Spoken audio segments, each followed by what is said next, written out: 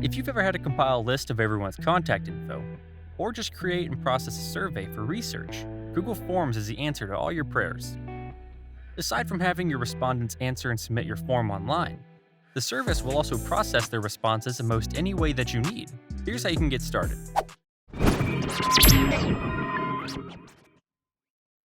Head over to forms.google.com and sign into your Google account if you aren't already signed in.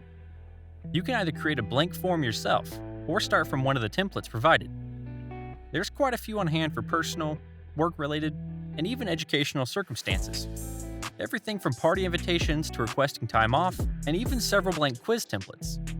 Feel free to look through all of these to see if there's one you can start from. If not, feel free to start a blank form by clicking on the plus icon near the top of the page. You'll then be brought to the form creation window.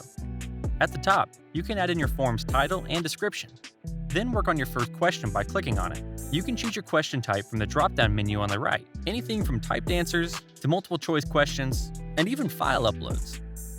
Feel free to look through all the question types to see what best suits your needs. Aside from typing out your questions and answers, you can also add in an image for reference by clicking on the image icon at the top for questions, and mousing over and clicking on the image icon for respondent answers. At the bottom of the question window, you can opt to duplicate the question by clicking on the copy icon, or delete it by clicking on the trash icon. To make the question mandatory and unskippable, you can toggle on required. To add a description for your question and access a few type-specific options, like looking for keywords in short response questions or sending a respondent to another section based on their multiple choice response, click on the triple dotted icon to access your options menu. Feel free to experiment with what you can do with all the question types.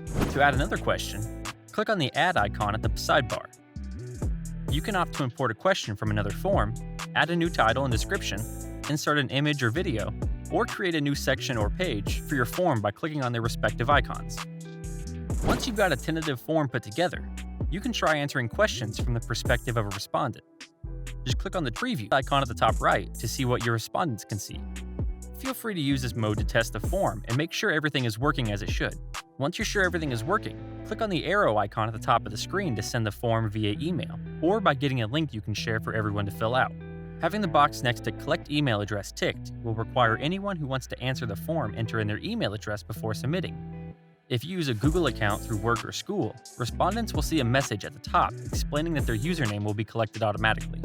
Once your form is out, you can manage responses through the Responses tab on your form. Toggling off accepting responses will notify anyone trying to access or fill in the form in the future that the form is no longer taking responses. Clicking on the Sheets icon will create and open a spreadsheet with tabling all of the responses to your form. The triple dotted icon next to the Sheets icon on this page will show you the options to toggle email notifications for new responses, unlink your form to the current spreadsheet, as well as to print, delete, and download all current responses to your form. You can look through each filled form under the individual tab. To see all the responses to a certain question, click on the Question tab and select the question that you want to view from the drop-down menu. To see a general summary of all the data you received, click on the Summary tab. If you like this guide, make sure you subscribe for all sorts of videos covering Google Forms and other technology.